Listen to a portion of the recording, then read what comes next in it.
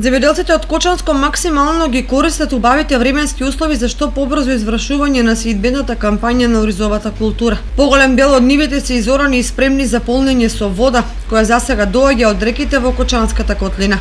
Набрзо по првомајските празници ќе биде пуштена водата од акумулацијата Калиманци, со што се избата уште повеќе ќе добие на динамика.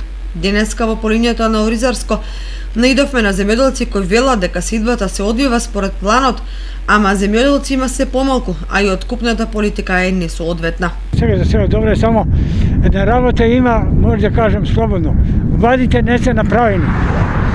Полето ќе подгазне половини повеќе, така да ќе нема никаков приход. Сега цената е некаде колку, да речем, 30 динара, 25 една арпата, белио некаде 50 динара. Сеидбата иде, тече полека. Андреја највеќе се емилија тука.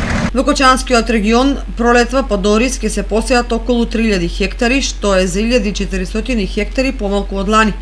Или во производство ќе се оствари род помал од 7 до 8000 тони арп.